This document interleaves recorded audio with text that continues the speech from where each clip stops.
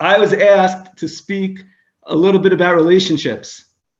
Okay, so with a show of hands, who here wants to have awesome relationships? All right, very good. We all want to have awesome relationships.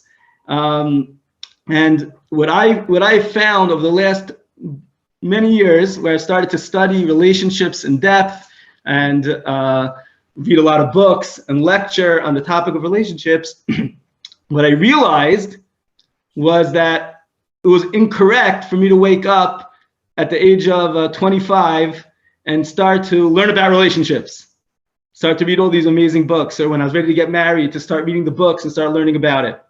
But rather, I really should have started to learn about it at the age of 3. From 3 years old, we should be ready starting to learn about relationships. And one of my goals in life is to create a curriculum about relationship building that we could already start teaching in kindergarten. And hopefully the world will be even better than it is today.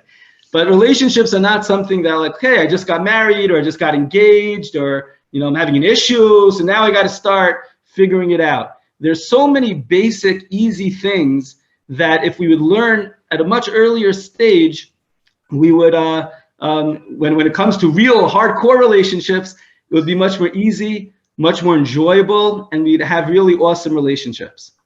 So I'd like to, I think we're gonna have an opportunity maybe to have a couple classes together. I would like to try to go through some of those points. I'm gonna try to make it as practical as possible. And if there are any questions or thoughts, please share. I feel like I gained the most from hearing from people that I'm speaking to and hearing the insights and seeing how it's applicable. So please feel free to stop me and to share at any point, or at the end we'll have some time for questions. Okay, now I'm going to speak about relationships in respect to marriage, but really that's just because that's the ultimate relationship. But really this applies, I'm going to try to make it applicable to all types of relationships that we have. And you'll pull from there to whatever specific relationships you're in or you want to have. So there's an amazing book. I highly recommend it. Okay, it's called The 7 Principles of Making Marriage Work. Did anyone ever hear that? No? Some of you? Okay. It's written by someone named John Gottman, Gottman. He and his wife have a mega huge organization, a company basically, that they lecture and they educate people about marriage. And you could get trained as a coach, and you could go to their seminars on the weekends. And it's New York Times bestseller. It's #1. I think it's maybe now it's #2 on the list of all marriage books. Okay, and it's called The 7 Principles of Making Marriage Work. Now I read the book, and it was awesome. As I was reading the book, there was something that was bothering me, and I couldn't put my finger on it. I just couldn't get it, like, what is it? And I'm not good. I can't read a book straight. I have to start and stop and start and stop. Okay, so every single time I opened the book, I'm like, what is it? What's bothering me? I can't figure it out. Finally, I figured it out. I was almost done already. And that was the title. The title was driving me crazy. And I didn't even realize, but every time I opened the book, I had to see the title. What was it? Because if I had to ask you, so, how's your marriage? And you'd say, oh, it's working. That's a disaster. You don't want your marriage to work. You want your marriage to be incredible. You want your marriage to be pumping. You want your marriage to be exciting. You want your marriage to be awesome. That's what we want our relationships to be like. We don't want it to work. It's like, yeah, it's working out. That's a red flag. If anyone ever tells you it's working out, that's already an issue. We want it to be amazing and awesome. So what's the deal making marriage work? So I'll tell you. He's a genius, this author, and he was an amazing marketer, and that's how his book became the #1 bestseller, because so many people are suffering in their relationships that at least it should just work. Just let it work. We go, oh, it should be amazing. It should be awesome. Oh, come on. That's impossible. I just want it to work out. As long as it's working out, we're doing just fine. So he fed right into that, and the whole book is on how to make it work. How not to get into fights. If you do get into fights, what should you do? He could predict. He studied a whole bunch of couples. He could predict which couples are going to end up with problems. So it's all about the problems and making it work. Okay, so here's disclosure over here. I am not even going to focus on that at all. Okay, we are not going to discuss how things could work. We are going to discuss how things could be amazing, and that's it. And the #1 key in that is that we have to define what is a marriage. Many people use the word partnership. It's a partnership. That's an incorrect word. Why is that? Because a partnership, why do you have a partnership? Let's say I'm a businessman. So why would I take a partner? That's a dumb move. I can make a lot more money if I stay by myself, right? Why would I bring another person in? Oh, because he's my friend and it's gonna be really cool to work together? That means you're not a good businessman. You don't do that, right? Why would I bring another person in? The reason is because the other person has certain expertise that I don't have and will make more money if I bring that guy in. I need his expertise. I need his connections. He could do the finance part. I could do the interpersonal relationship part. Something that comes together. It's a partnership so that we could go ahead and make more money. That is not what a marriage is about. That is not what an amazing relationship is about. That's just that I have one thing, she has another thing. Okay, let's go together and and something will work out. That's not the way it goes. Rather, marriage isn't a partnership, it's a merger. A merger is when you have two people that aren't working side by side, but rather they become one unit.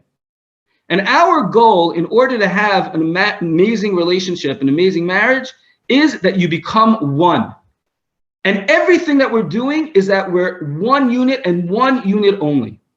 Now that takes a lot of work because here you are, no matter who you are, no matter how in love you are, you have one person that grew up one way, another person that grew up a different way. They have different families, different challenges, different education, different experiences. Everything is different. And now you're going to come back and become one unit? It sounds impossible, but it's not.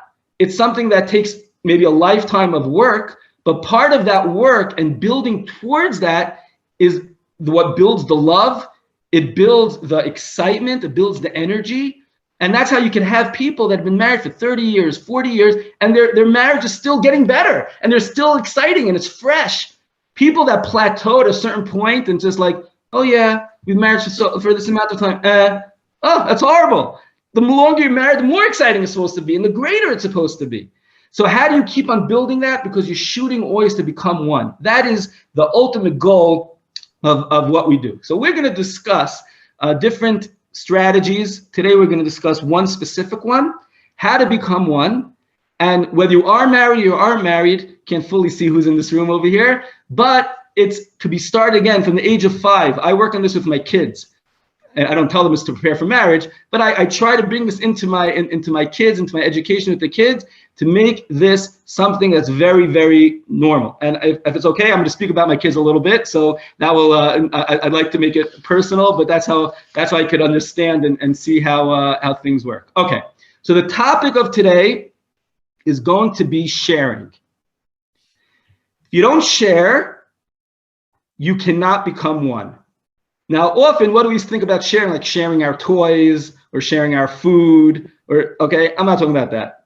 What I'm talking about, as we'll see, is 3 different levels of sharing. And we'll go one by one.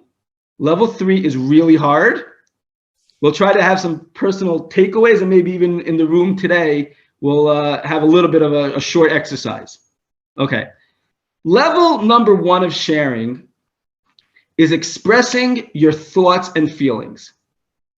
If I'm going to become one with another person, again, it doesn't even have to be marriage. It could be to your mother. It could be to your sister. It could be to your father. It could be to your best friend. If you want to really make a real relationship where you become one, again, marriage is the ultimate one, but if you want to make that unified force, so you have to be able to share your life, your feelings, your thoughts.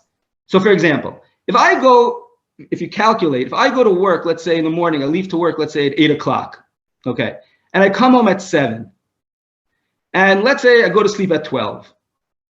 So that means really the amount of time that I'm even possibly around my wife is 5 hours.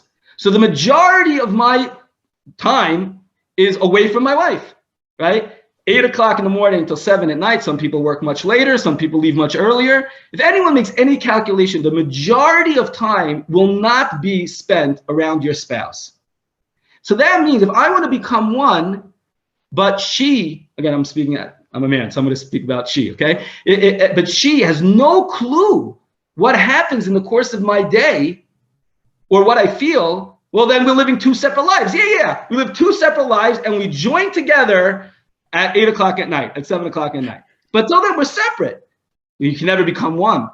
Becoming one means just like my arm and my leg are never in two different places, we're always moving together, then my wife and I have to be always together at all times. So one person once suggested that, okay, so then I'll become my wife's partner. We'll work together in the same office. This way we're around all the time. That's going to be the best marriage ever. So this is a warning. That is the worst idea that could ever happen. It's not a good idea for your relationship, because there's so many issues and things that have to come with someone who works for you. The last thing that you want to have to deal with an employee is when she's your wife or your husband. That's not the other things that have to be dealt with, like in a business type of a way. And all of a sudden, there's the marriage part. You can't separate it. Well, separate. In the office, we're going to be this way. At home, we're going to be that way. It doesn't go like that. So it's unhealthy for someone to go ahead and do that. I once was speaking at a conference in Connecticut, and I said, don't take your wife as your partner. Don't do that. And after the class, there were a whole bunch of people waiting to speak to me. So the last couple, they're waiting when everyone leaves so they could speak privately. So they come over to me and they say, Rabbi, I just want to let you know, I work in computers, and my wife has been working in the same office with me for many years. I'm like, I just, I dug myself into a hole. I was like, I said, almost everyone, it's not a good idea. I'm trying to get myself out of the hole that I dug myself. And like, no. We wanted to tell you that you're 100% right. And we decided 6 months ago that it's killing our marriage. And as of now, we're starting to separate and to move it into separate different locations. I'm like, phew, yeah, see, I told you so. Okay, but the key is we have to become one even when we're apart. How do we do that? So the first step is to share your thoughts and feelings. What does that mean? My interactions. What happened to me over the course of the day? Okay, all of you are sitting over here. You all have relationships with someone that isn't sitting in this room. So if you want to connect with them and you want to become one with them, then you have to share with them that you had an interaction this morning. Maybe you had a good breakfast. Maybe you heard a good class, or you saw a friend. You had an interaction that now brings them into your life. It doesn't have to be super exciting. It doesn't have to be the flashy. It's basics. It brings them into your life because I'm sharing my interactions. I'm sharing my accomplishments. What did I accomplish today? So you could be working all day long and you feel like you hit a goal, you were successful in something. Share it. Is it exciting? No. Is it flashy? No. But now they see the person you're in a relationship with feels that they understand what you went through. 3, your feelings, emotions. You might have bumped into a close friend and say, wow, I saw my great friend from high school today.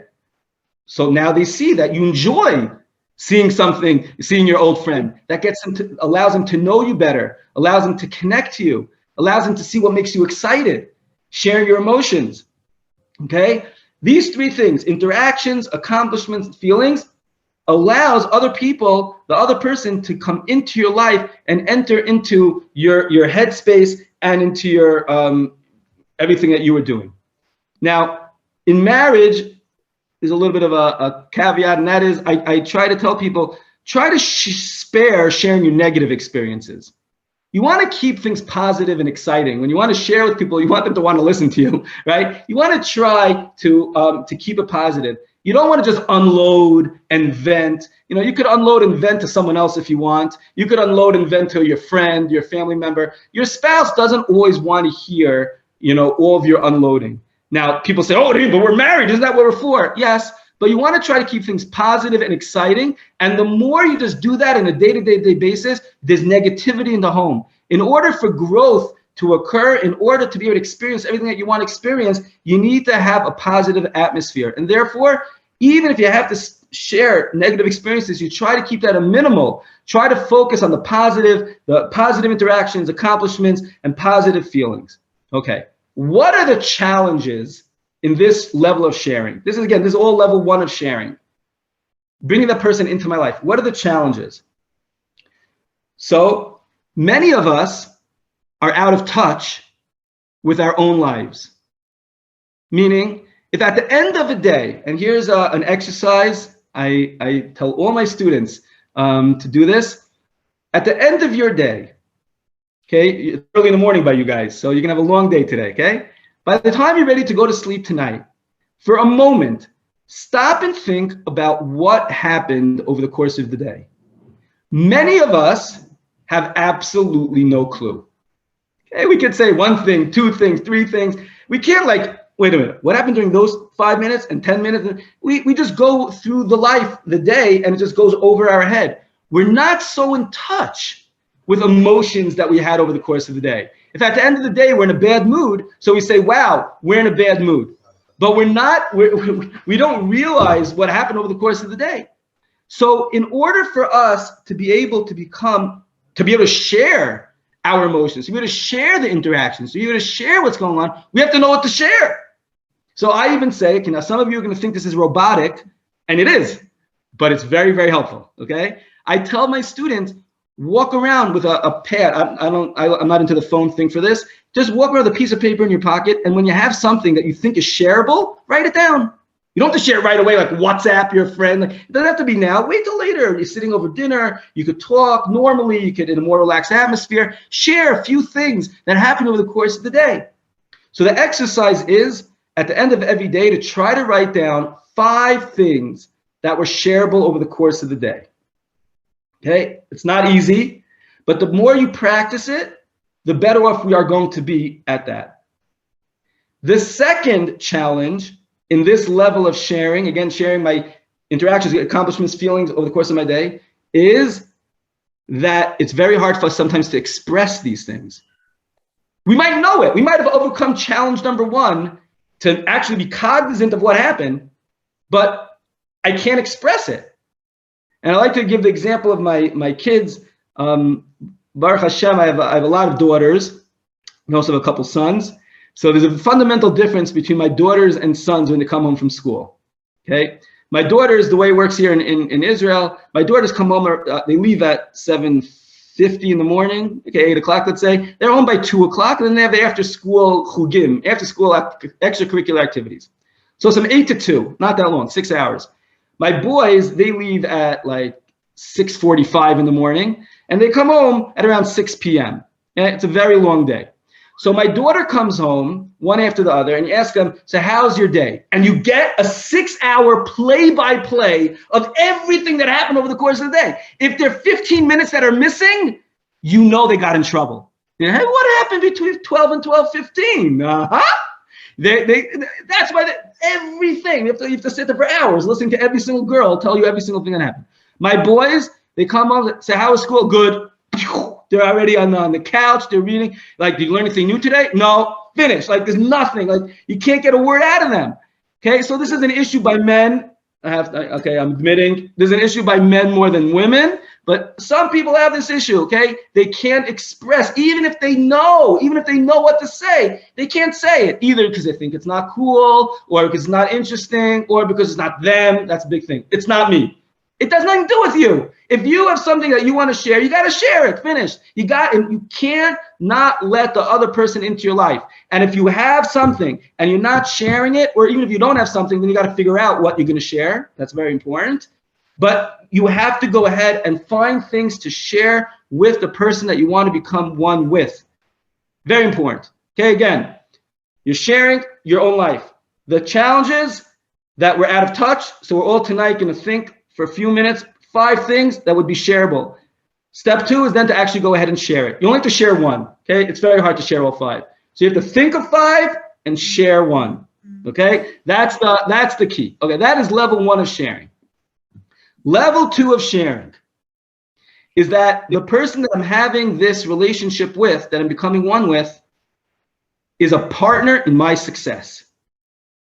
Okay? Now, what does it mean that the person is a partner in my success? Rabbi Akiva, the famous Rabbi Akiva, used to say in the times of the Mishnah, he used to say to all his thousands and thousands of students, everything that you've accomplished and everything that I've accomplished is because of my wife. And that was just like a romantic statement. He believed it. She was a partner in everything that he did. Now, how does that work? My brother lives in North Woodmere. Okay, he's a pediatric cardiologist. My sister-in-law, who we all love very much, she's scared of blood. She didn't go to medical school. So how in the world is she a partner in his success? He's a great doctor. He helps many, many, many children. But His wife doesn't know what's flying over there. So how in the world is she a partner in his success? How does that work? So let me give you the following. I'm going to ask a question. Okay, you guys can use your phones for this if you'd like. I would like everyone to take 1 minute, 60 seconds, and I'll hold you to it, okay? To think of 10 people that have already, it's pretty early, it's 10:30 in the morning by you, that have already today helped you succeed today. 10 people, you have 60 seconds to think of 10 people that already helped you to succeed today. On your marks, get set, go. Go write them down, guys. I want to see how many numbers you have. How many do you have over here? We're 7 hours behind you. What time do you think I woke up today? I thought you were going to take some people that made us upset today. That might be the same list, Dr. Faye. Okay. Yes. Are you counting like everything that has happened in your life up till this point? That No. Today. Well, you can't have that many people. I think Okay. So I'll let me. Okay. This exercise. Rabbi Rosman, who's helping us to succeed today. And Rabbi Yakubov, who's teaching us. You see how many people? You helping me by your question. Well, Rabbi Yaakov has done a lot for me, but has he influenced this? Today. Definitely, his partner. Today for me. He did today for me. So, in other words, notice. In other words, we need to notice. I'm ready. I think it's 2 people. Yes. For the Yeshiva helped me with an issue, and then I'm sorry for that. Huh? She came to help with the breakfast, and then Dr. Faye allows us to learn and allows for meetings like this.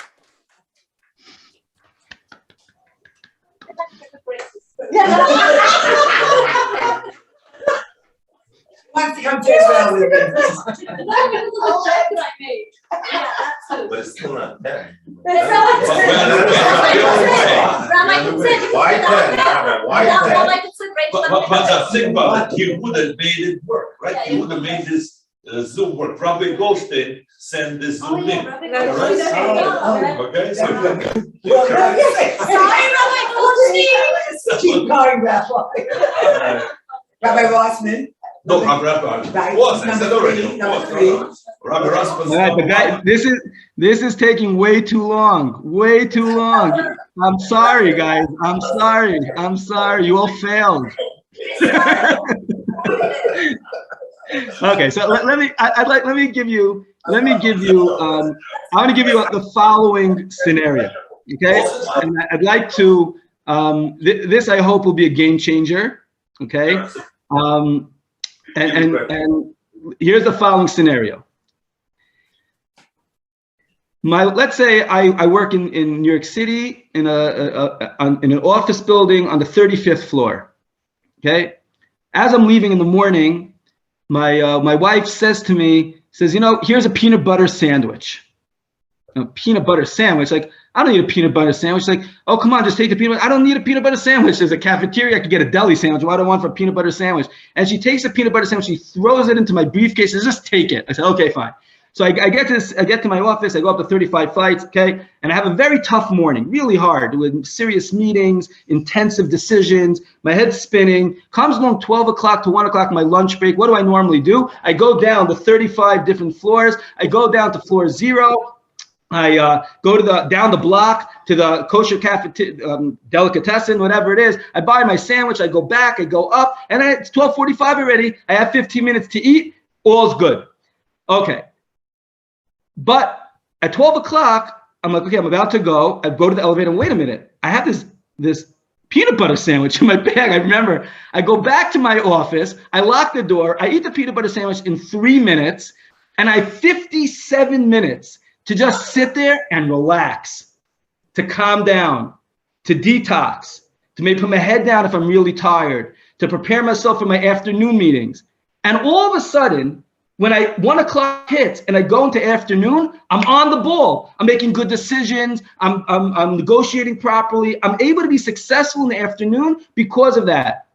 Now, no one is going to tell you, no one in the world, that there's an art in making a peanut butter sandwich.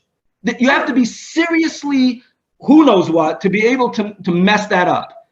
So it wasn't that my wife made this awesome dinner and amazing side dish and wow, wow, wow. But the fact that she made that peanut butter sandwich and stuffed it into my bag was the reason that I was successful that afternoon.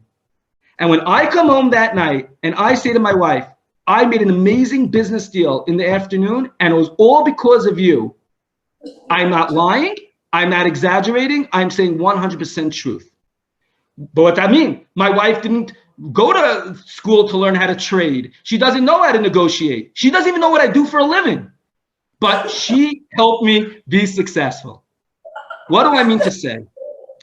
There are many, many, many, not 10, not 20, 50, 100 people that are directly affecting every single moment of our success. Immediately in the room, what did you all try to do? You were pointing fingers at each other. Oh, you gave me advice. You didn't give me advice. You sponsored. You this, you that. But how about the person that made the bagels? No one mentioned that because why would I mention that? I paid for it. But if he wouldn't have made it, you could have paid from today to tomorrow. You wouldn't have had the bagels. So like when I say this over in Yeshiva here in Aish HaTorah and I give this class, the next day the cook comes to me and says, by the way, Rabbi, did you give that class again? I say, yeah, why? So because every person started coming over to me and saying thank you for their success in afternoon classes because of the lunch that I made them. Meaning there's so many indirect people but that are directly helping us. It might have been the person that smiled at you this morning when you walked in the door. They didn't do anything for you. They just smiled and it made you feel good. It could be the person that turned on, I heard it's very cold over there. Who put on the heat over there? Whoever put on the heat of that room allowed you to successfully sit there and enjoy this class. I hope you're enjoying, but enjoy the company, right? There's so many little details. And all of those details are crucial in your being happy. If it was freezing in that room right now, you wouldn't be happy, right? So we have to try to become sensitive to all of those external, we'll call it, but I don't hold them to be external, but we would call external energies that are affecting our ability to succeed. And then we have to go to those people and tell them that, wow, you helped me. You are a partner in my success was all because of you. It requires humility. That's the big challenge on this one, because I was the one who went to medical school. I'm the one who has the strategy of how to invest. I am the one who knows how to read the Gemara. But at the end of the day, if you wouldn't have had all of those little people that helped you do X, Y, and Z, you would not be able to be successful. And therefore, part 2 of sharing is allowing that other person to be a partner in your success. This requires lots of thought. There's an exercise I always tell people to team up with someone else and try to be creative. We like compete. Who could be the most creative to find the best idea? And once we start thinking of those people and those energies, our minds open up. And then in the future, or even currently, whatever relationship we're going to be in, we will have the ability to build that relationship even better. Okay, now I'm ready for the 3rd level of sharing. I just want to know, what's our time frame? Like, how much time do we have? Up to you. We follow you. We have another 10 minutes. That's okay. Is that okay? Yeah, another 20, really. We follow you. Oh, so I'll speak slowly.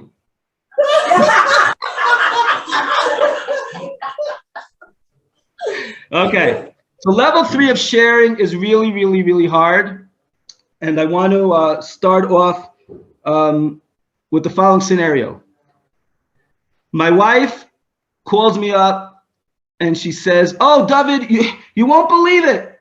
What happened? Oh, our 1-year-old started. Our 1-year-old started to walk. I took her to get shoes, her first pair of shoes. It's so exciting. And I took her to the store, and she was walking across the shoe store. We're trying on new shoes, and she fell down. Oh, it was so cute. And then she got up, and she continued the rest of it. Oh, it was so cute. And you have to see it. There's a little teddy bear at the end of the shoes, which is there's like hits it home. And then I saw a shirt that matches the shoe with the teddy bear, and I bought the shirt. And I'm sitting there and I'm listening and I'm nodding and I'm like, I could care less. All I want to know was, do you have to pay extra for that teddy bear? I just want to know, how much did that cost? Do you really needed that shirt? I mean, give me a break, right? That's all I'm thinking about. Now, obviously, it doesn't apply to my wife. Anyone knows my wife? She's amazing. Okay, but I'm just okay. We've got the scenario.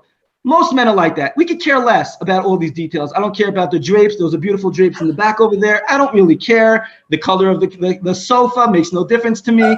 The dining room table, I just want the table to be comfortable. Zell, nothing. We don't care, okay? So now, how do I actually care, genuinely allow, here we go, level 3 of sharing, the other person to share? How do I let the other person share where I genuinely care? I'm not talking about fake outs. We're all going to marry people or are married to people that are very smart people. We're not talking about fake outs here. There's no faking out, okay? We're genuinely going to care about the other person. How in the world do you do that? Because I don't care. I really don't. So what's the deal? I was genuinely All right. Sorry. All right, let me tell you a story. I'm going to tell you a story that I actually hated. I'm going to be very honest and transparent. It's a story about a big rabbi from the biggest rabbis that actually rubbed me the wrong way for many, many years. There was a rabbi named Rabbi Shlomo Zalman Auerbach. He was one of the greatest Torah giants of the last generation. And Rabbi Auerbach got up at his wife's funeral, and there's a custom at the funeral to, when you bid farewell, to ask for forgiveness if there's anything ever in your life that you mistreated your spouse. So he gets up in front of thousands of people, thousands of people. Everyone, this is not like one of those stories like, is it true? Everyone saw it. He got up there and he said, I know it's customary to ask for forgiveness from one's wife, but I have absolutely nothing to ask forgiveness for from my wife because everything we did was perfect. So I hated that story. When I say hate, if anyone ever said it over, I'll tell them that's inappropriate to say over. Because what do we need to hear stories like that for? It's nothing to do with me, it's nothing to do with you. It's not applicable, right? Those types of stories just make you feel bad. So I'm not into that type of stuff. I don't, whatever. Okay, so I was very anti that story until I read a part 2. After I read part 2, my life changed, and I'm not exaggerating. Part 2 is as follows. A short time after his wife passed away, Rabbi Auerbach was the head of a yeshiva here in Jerusalem, and he would counsel his students, his male students, when they were about to get married. So he gave them a bunch of classes and spoke to them about, how to be a good husband. And after like 6 months after this guy got married, Rabbi Auerbach went back to him and said, so, how's your marriage? How's it going? He said, oh, it's amazing. Not a single disagreement, Rabbi. Nothing, not one. So Rabbi Auerbach turned to him and he said, did you get divorced? Did your wife die?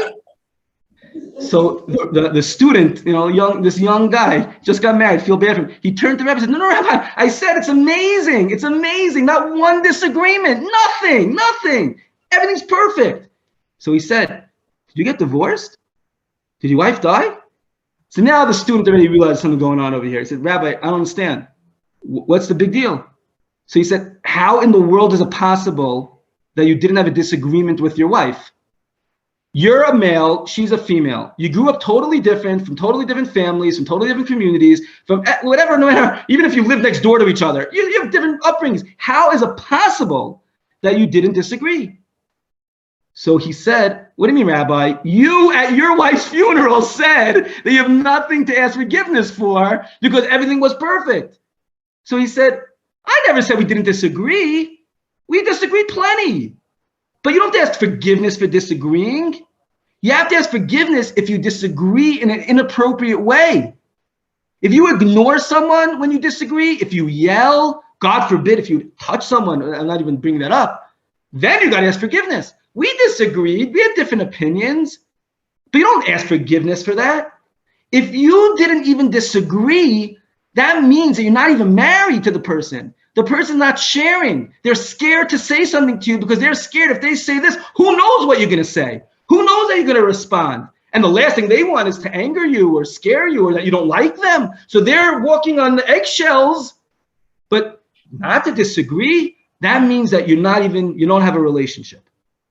Oh, so that made me feel a lot better afterwards because that I could already relate to. You can relate to. Yeah, you don't have to yell, you don't have to ignore, you don't have to this, you don't have to that. But not to disagree. Of course you have to disagree. We all have different opinions. And therefore, this third level of sharing is the most important. If you don't allow another person to share, it's impossible. You could do level 1 and level 2 from today to tomorrow. You'll have zero relationship. If you want to become one, there has to be sharing from both directions. So how do you do it?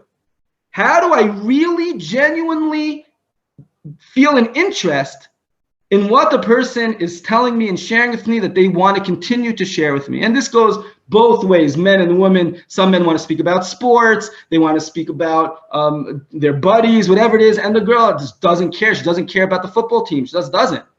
And the husband wants to share with her these things. So how do you do it? How does it go both ways? Okay, so let me share with you a halakha, a law regarding Shabbos. Shabbos, our most favorite day of the week. It's the best day in the world. And on Shabbos, the laws are all geared. Some people think like Shabbos is like a burden. It's not a burden. All the laws allow you to have the most amazing experience possible. So for example, you're supposed to spend more money on food and have good food. Why? To enjoy the Shabbos. It should be amazing. One of the laws that exist is how you speak on Shabbos. What you speak about. You're not supposed to speak about topics that get you upset. So for example, if the news gets you all riled up and all upset, you're not supposed to speak about it on Shabbos because we want you to enjoy the day. We want you to be happy. So don't speak about those things that get you upset. So take the following scenario, okay? Let's say you're eating at my house. Everyone here you're all invited to my house. When you come to Jerusalem, come to my house for Shabbos, okay? So let's say you're sitting at my house and you want to speak about soccer, okay? I hate soccer, hate it. You know, after the first joke of what's real football, what's not real football that we always have to get into, okay? But I'm not interested. I'm just not interested. So for me, I'm not allowed to talk about that on Shabbos because I get all upset. This is going to make your day if you could talk about your soccer. Okay. So is it permitted for me, the host, to talk about soccer if for me it's just going to get me upset? So the law is that you're allowed. Most people think the reason is because, look, your guest is here. You got to, take one for the team. But that is not the reason behind the rule. Okay, anyone wants to look this up, this is the Mishnah Berurah, the great Chafetz Chaim, wrote a commentary on the Shulchan Aruch, the Book of Laws. And in there, he explains the reason. He says as follows. He says, because I could become happy speaking about soccer. How's that? Because if I see my guest happy, I am going to become happy.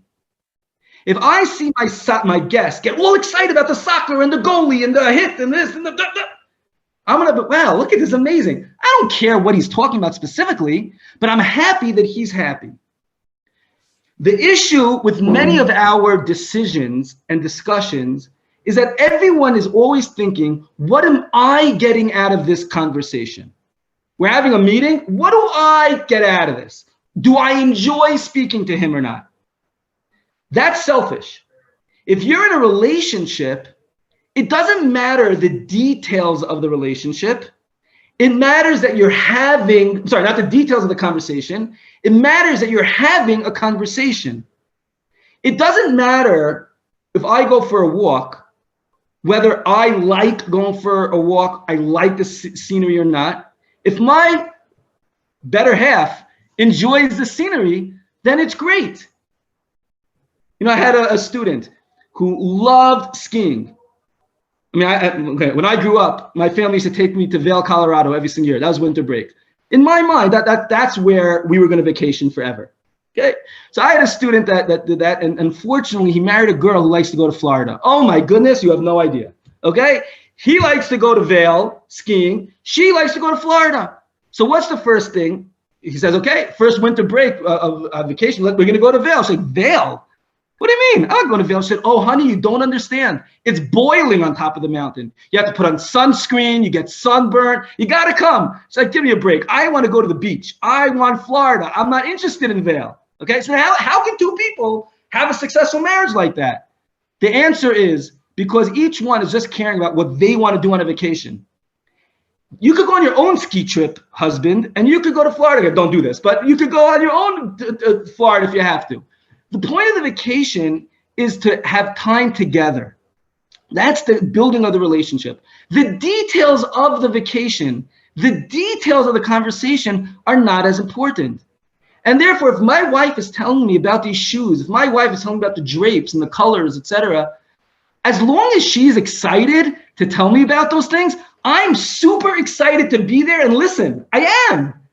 Do I like drapes and do I care about the shoes? No, that's irrelevant. I am excited about that the other person is excited to share in these details, and we can have that conversation together. We could have that vacation together. We could have the experience together. We have to get out of the details. What am I getting out of it? And look at the art of the conversation, the art of the experience. And when you do that, you genuinely could listen to someone forever and let them feel that they could always share with you. And that would enable them to open up, and you could learn more about them, and the unity could become more one.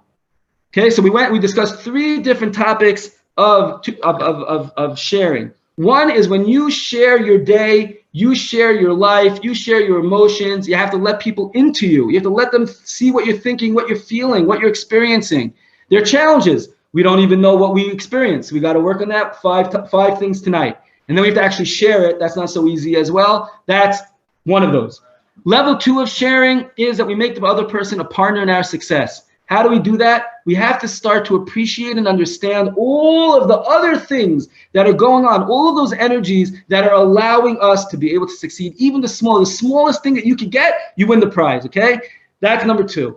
And level 3 is that you let the other person share. If you don't let the other person share, you shut them up. They're scared from sharing. They think twice before sharing things with you. You'll never be able to become unified. It's impossible.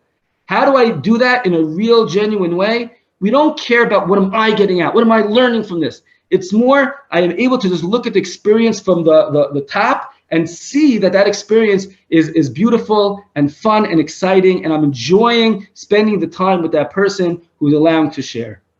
Okay, that's it.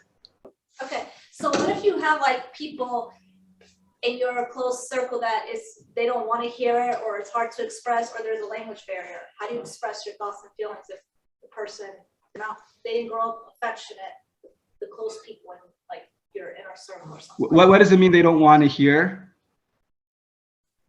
Like because I talk a lot, as in case you haven't noticed, but like people just want the short and the gritty, but you can't really express, like I feel like your feelings and your thoughts in the short and the gritty. Like I've been told that I go very, very deep with my questions and the way I talk, which makes me then shut down and not want to talk, and it makes me more reserved. Right. Maybe, okay. So maybe to clarify a little, Rabbi Katzin often talks about different cultures. Yeah. So the Russian culture, where Julia comes from, Yes. it's not a culture where emotion is really high on the grid of acceptance. You know, what's your message? So Julia is saying, what if I'm involved with somebody, I want to express myself emotionally, but they come from a place where emotions are not okay? Right. Okay. So again, for that goes into that 3rd level of sharing. That other person has to understand that you have a need to share, right? And if that other person could appreciate that, even if that's not what they're accustomed to, and that's not how they grew up, or they don't care. That's like the same thing with me and my wife's in the shoes. Like everyone has that. Everyone in every relationship have things that don't interest them about the other. No one should ever think that the only way we can get married and the only way we can have a good relationship is we share everything. It's impossible. It doesn't exist. I've never ever seen it in my life. Everyone has differences. Everyone has different backgrounds. The question is, if you want to invest in a relationship, then you have to hear from the other person how they need to share. Some people need to talk more, some people need to talk less.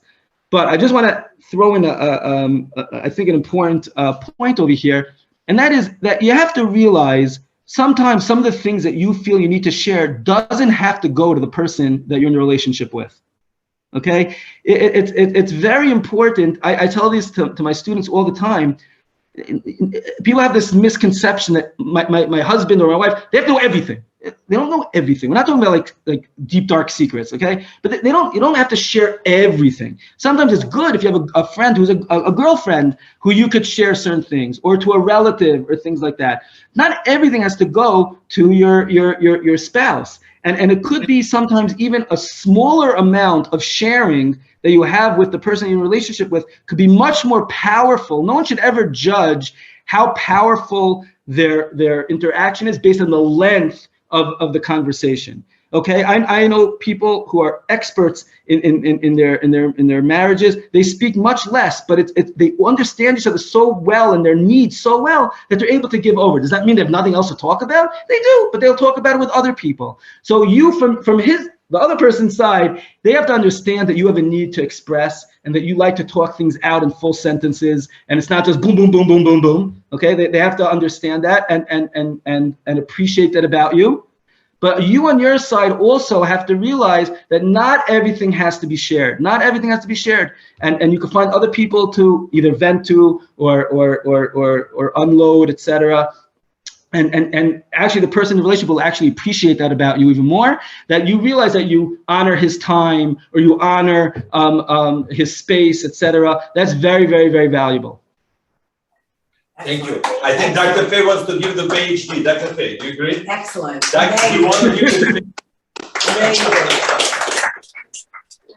Okay. So much. Okay, wishing you all the best. I hope you get a chance to learn together again soon. Thank you very much, Rabbi. Thank you so much. Thank you. Thank you. All the best. Bye-bye. Yeah. Thank you.